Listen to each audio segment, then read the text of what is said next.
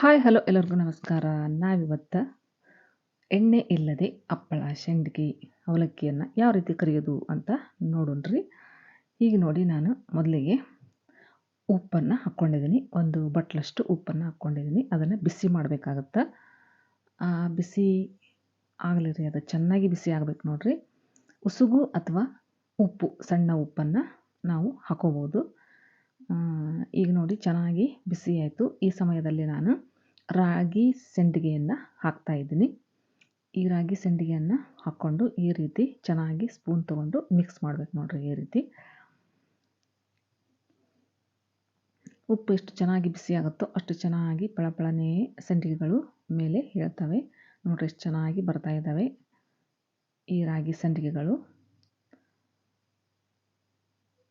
ಉಸುಗು ಅಥವಾ ಉಪ್ಪನ್ನು ಹಾಕ್ಕೊಂಡು ಈ ಸಂಡಿಗೆಯನ್ನು ಮಾಡ್ಬೋದು. ಇನ್ನಷ್ಟು ಉಪ್ಪನ್ನು ಹಾಕಿದರೂ ಪರವಾಗಿಲ್ಲ, ಚೆನ್ನಾಗಿ ಬರ್ತವೆ. ಇನ್ನು ಜಾಸ್ತಿ ಉಪ್ಪು ಹಾಕಿದಂಗೆಲ್ಲ ಚೆನ್ನಾಗಿ ಬರ್ತವೆ. ನಾನು ಸ್ವಲ್ಪ ಕಡಿಮೆ ಹಾಕ್ಕೊಂಡಿದ್ದೀನಿ ಉಪ್ಪನ್ನು ನೋಡಿರಿ. ಈ ರೀತಿ ನಾವು ಉಪ್ಪಿನಲ್ಲಿ ಈ ಸಂಡಿಗೆಯನ್ನು ಚೆನ್ನಾಗಿ ಮಿಕ್ಸ್ ಮಾಡಿದರೆ ನಮಗೆ ಸಂಡಿಗೆ ರೆಡಿ ಆದ ನೋಡಿರಿ. ಈಗ ನಾವು ನೆಕ್ಸ್ಟ್ ಇನ್ನೊಂದು ಸ್ವಲ್ಪ ಸಂಡಿಗೆಯನ್ನು ಹಾಕೋಣ. ಹಾಕಿ ಈ ರೀತಿ ಚೆನ್ನಾಗಿ ಉಪ್ಪಲ್ಲಿ ಚೆನ್ನಾಗಿ ಮಿಕ್ಸ್ ಮಾಡಬೇಕು ನೋಡಿರಿ. ಉಪ್ಪಲ್ಲಿ ಚೆನ್ನಾಗಿ ಕಲಿಸ್ಬೇಕು. ಉಪ್ಪು ಬಿಟ್ಟು ಬೇರೆ ಪಾತ್ರೆಗೆ ಅಂಟಿತು ಅಂದ್ರೆ ಈ ಸಂಡಿಗೆ ಒತ್ತು ಚಾನ್ಸಸ್ ಇರುತ್ತೆ, ಒತ್ತುತ್ತೆ. ಹಂಗಾಗಿ ಉಪ್ಪಿನ ಮೇಲೆ ಈ ಸಂಡಿಗೆಗಳನ್ನು ಕರಿಬೇಕು, ಬೇಯಿಸ್ಬೇಕು ನೋಡಿರಿ. ಈಗ ಇದು ಮುಚ್ಚುವುದು ಯಾಕಂದ್ರೆ ಉಪ್ಪು ಚಟಪಟ ಸಿಡ್ತಾ ಇರುತ್ತೆ. ಹುಷಾರಾಗಿ ನಾವು ಈ ಸಂಡಿಗೆಗಳನ್ನು ಕರಿಬೇಕಾಗುತ್ತೆ. ಇದು ಉಪ್ಪಲ್ಲಿ ಬೇಯಿಸ್ಬೇಕಾಗುತ್ತೆ ನೋಡಿರಿ. ಎಣ್ಣೆ ತಿನ್ನಲಾರ್ದವ್ರಿಗೆ, ಎಣ್ಣೆ ಜಾಸ್ತಿ ಇಷ್ಟಪಡ್ತಿರಲ್ಲ ಕೆಲವರು, ಹಂಗಾಗಿ ಅವ್ರಿಗೆ ಇದು ಒಂದು ಒಳ್ಳೆಯ ಸಲಹೆ ಅನ್ಬೋದು ನೋಡಿ. ಈಗ ರಾಗಿ ಸಂಡಿಗೆಗಳು ರೆಡಿ ಆಯಿತು. ಈಗ ಮತ್ತೆ ನಾನು ಬೇರೆ ಸಂಡಿಗೆಯನ್ನು ಕರಿತಾ ಇದ್ದೀನಿ. ಈ ಉಪ್ಪಲ್ಲಿ ಬಿಸಿ ಮಾಡಿದರೆ ಸಾಕು, ಕರೆದಂಗೆ ಆಗ್ತಾವೆ ನೋಡಿರಿ. ಎಷ್ಟು ಚೆನ್ನಾಗಿ ಆಗ್ತಾವೆ.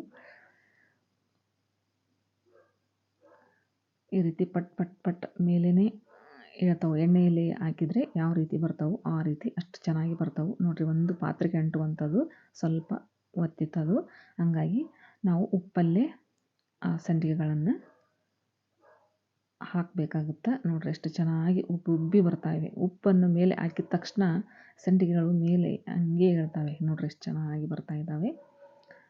ಎಣ್ಣೆ ತಿನ್ನಲಾರ್ದವ್ರಿಗೆ ಇದು ಒಂದು ಒಳ್ಳೆಯ ಟಿಪ್ಸ್ ಅಂತಲೇ ಹೇಳ್ಬೋದು ನೋಡಿರಿ. ನಾನು ಮನೆಯಲ್ಲಿರುವಂತಹ ಸಂಡಿಗೆಗಳನ್ನು ಹಾಕಿದ್ದೀನಿ. ಈ ಉಪ್ಪಿನ ಮಧ್ಯದಲ್ಲಿ ನಾನು ಹಾಕಿದ್ದೀನಿ. ಎಷ್ಟು ಚೆನ್ನಾಗಿ ಮೇಲೆ ಹೇಳ್ತಾ ಇದ್ದಾವೆ.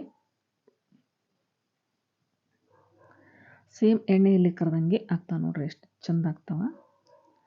ಉಪ್ಪು ಅಥವಾ ಉಸುಗನ್ನು ನಾವು ಇನ್ನೂ ಜಾಸ್ತಿ ಹಾಕ್ಕೊಂಡಾಗೆಲ್ಲ ಇನ್ನೂ ಮಸ್ತಾಗಿ ಬರ್ತಾವೆ ನೋಡಿರಿ. ಈಗ ರೆಡಿ ಆದವು. ನೋಡುತ್ತಿದ್ದಂತೆಯೇ ಮೇಲೆ ಎದ್ದು ನಮ್ಮ ಸಂಡಿಗೆಗಳು ನೋಡ್ರಿ. ಈ ರೀತಿ ಕರೆದಾಯಿತು ಸಂಡಿಗೆಗಳನ್ನು. ಈ ರೀತಿ ಜಾಳಿಗೆಯಿಂದ ಆ ಉಪ್ಪನ್ನು ಸಾಣಿಸಿ ಸಂಡಿಗೆಗಳನ್ನು ಮಾತ್ರ ತೆಗಿಬೇಕು ನೋಡಿರಿ. ಈಗ ನಾನು ಹಪ್ಪಳವನ್ನು ಹಾಕಿದ್ದೀನಿ.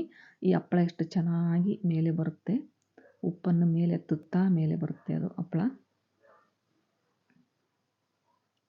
ನೋಡಿರಿ. ಎಷ್ಟು ಚೆನ್ನಾಗಿ ಬಂತು ನೋಡಿರಿ. ರೆಡಿ ಆಯಿತು ಈ ಹಪ್ಪಳ. ಹಾಗೆ ಎಲ್ಲವನ್ನು ಕರೆದಾಯಿತು. ಈಗ ನೋಡಿರಿ, ನಾನು ಅವಲಕ್ಕಿಯನ್ನು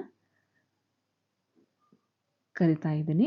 ಪೇಪರ್ ಅವಲಕ್ಕಿ ಅಥವಾ ಡಿಸ್ಕೋ ಅವಲಕ್ಕಿ ಅಂತಾರಲ್ಲ, ಆ ಅವಲಕ್ಕಿಗಳನ್ನು ಇದರಲ್ಲಿ ಹಾಕಿ ಬೇಯಿಸ್ತಾ ಇದ್ದೀನಿ. ಚೆನ್ನಾಗಿ ಎಣ್ಣೆಯಲ್ಲಿ ಫ್ರೈ ಮಾಡ್ದಂಗೆ ಆಗ್ತವೆ ನೋಡಿರಿ. ಮಸ್ತ್ ಆಗ್ತಾವೆ, ಕ್ರಿಸ್ಪಿ ಆಗ್ತಾವೆ. ಈ ರೀತಿ ಕರೆದು ಮಾಡೋದ್ರಿಂದ ಭಾಳ ಟೈಮೂ ಹೋಗೋದಿಲ್ಲ. ನಾವು ಹಾಗೆಯೇ ಮಾಡಿದ್ರೆ ಜಾಸ್ತಿ ಸಮಯ ಹಿಡಿಯುತ್ತೆ. ಎಣ್ಣೆಯಲ್ಲಿ ಜಾಸ್ತಿ ಬಿಸಿ ಮಾಡಬೇಕಾಗುತ್ತೆ. ಹಂಗಾಗಿ ಈ ರೀತಿ ಮಾಡೋದ್ರಿಂದ ಕ್ರಿಸ್ಪಿ ಆಗ್ತಾವೆ. ಈಗ ನೋಡಿರಿ, ನಾನು ಒಗ್ಗರಣೆ ಅವಲಕ್ಕಿಯನ್ನು ತೊಗೊಂಡಿದ್ದೀನಿ, ದಪ್ಪ ಅವಲಕ್ಕಿ. ಅವನ್ನು ಸಹಿತ ಇದರಲ್ಲಿ ಹಾಕ್ತಾಯಿದ್ದೀನಿ. ಅವನ್ನ ಎಣ್ಣೆಯಲ್ಲಿ ಕರೆದು ಮಾಡ್ತಾರೆ. ಆ ಅವಲಕ್ಕಿನ ಎಣ್ಣೆಯಲ್ಲಿ ಕರೀತಾರೆ. 1 kg ಅವಲಕ್ಕಿ ಕರೆದ್ರೆ ಒಂದು ಅರ್ಧ kg ಮೇಲೇನೆ ಹೋಗುತ್ತೆ ಏನೋ ಎಣ್ಣೆ. ನಾನಂತೂ ಆ ರೀತಿ ಮಾಡೋದಿಲ್ಲ.